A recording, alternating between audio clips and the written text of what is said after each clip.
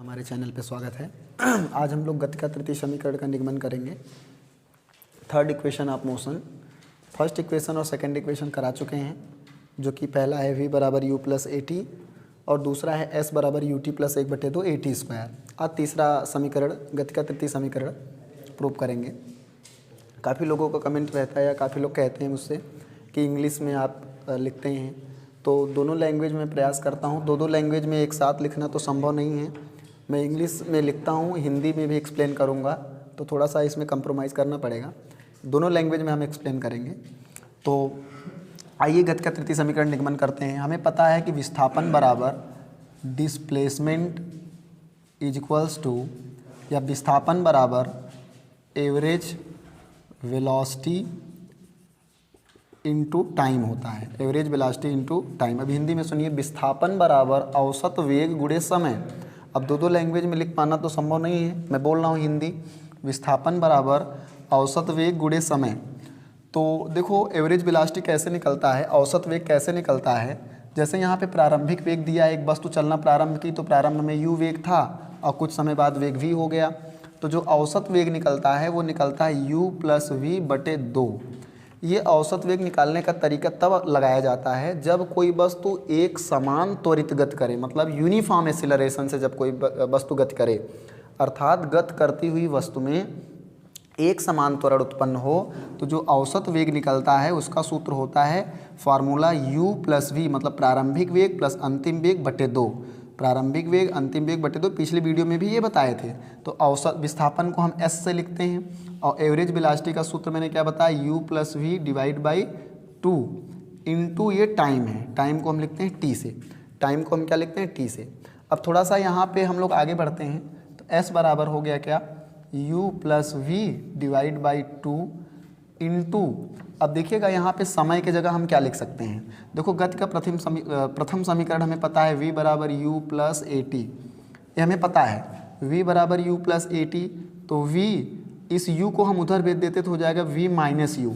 v बराबर u plus A T है, u को हमने पक्षांतर कर दिया तो v माइनस यू बराबर ए टी। u उधर चला गया तो v माइनस यू बराबर ए टी। अब यहाँ से t की वैल्यू यदि हम निकालेंगे, यहाँ से t का मान निकालेंगे तो आ जाएगा v minus u divide by a. यहाँ से देखें, अगर t का मान निकालेंगे तो a नीचे क्या होगा, भाग जाएगा। अब इतना तो रूल आप लोग सब जानते हैं। v माइनस, यहाँ से t का मान निकालेंगे तो आएगा v minus u divide by a. अब यही t का मान हमें यहाँ रखना है। t बराबर क्या, गति के प्रथम समीकरण को हल किया, u को उधर भेजा तो v माइनस यू बराबर ए टी आया, यहाँ से t का मान निकले तो v minus u divide by a है। अब यही t का मान जो v minus u divide by a यहीं पे रखना है, तो रख देते हैं यहाँ पे t का मान क्या, v माइनस यू और डिवाइड बाई ए, ऐसे ब्रैकेट बंद कर लेते हैं। अब आगे हम लोग आगे बढ़ते हैं। ये हो गया, ये कहाँ से आया मैंने समझा दिया, t का मान कहाँ से आया। अब आगे बढ़ते हैं तो s बराबर हो जाएगा, देखो यहाँ पे u प्लस वी है। अब चाहे अब आप इसे u प्लस वी लिखें या v प्लस यू लिखें, दोनों एक ही बात होती है। तो हम इसे लिख लेते हैं v plus you. u plus 2 plus 3 लिखिए या 3 प्लस 2, दोनों का मतलब वही है। तो एक ब्रैकेट में हो गया u प्लस वी और इधर बगल में क्या है, v माइनस यू और डिवाइड बाई, ये ऊपर के दोनों टर्म हो गए u प्लस वी और दूसरे वाले में क्या, v माइनस यू। और 2 और a का मल्टीप्लाई जब होगा, गुणा होगा, तो नीचे क्या बचेगा, 2a। s बराबर u v plus you v minus u divide by 2a, ये मल्टीप्लाई हो गया, गुणा हो गया, नीचे आया।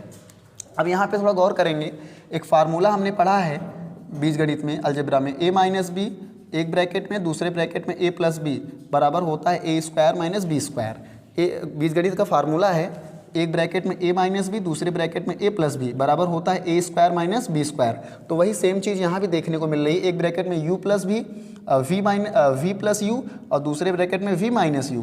तो हो गया, देखो उसी जैसा बन रहा है ना, a माइनस बी, दूसरे ब्रैकेट में a प्लस बी, तो क्या होता है a square minus B square. Same वैसे यहाँ बन रहा है v प्लस यू और दूसरे ब्रैकेट में v माइनस यू।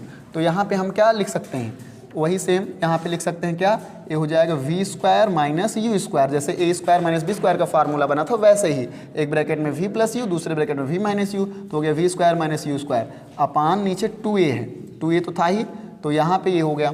अब इसके आगे बढ़ते हैं, हम लोग तिर्यक गुणा कराते हैं। तो एक का गुणा कराएंगे इसमें, v square minus U square में, तो आएगा क्या, v square minus U square बराबर एक का गुणा इसमें और 2a का गुणा s में हो जाएगा, इसका गुणा इसमें होता, इसका गुणा इसमें होगा, तो इधर क्या आएगा 2as, 2a का गुणा s में होगा तो 2as।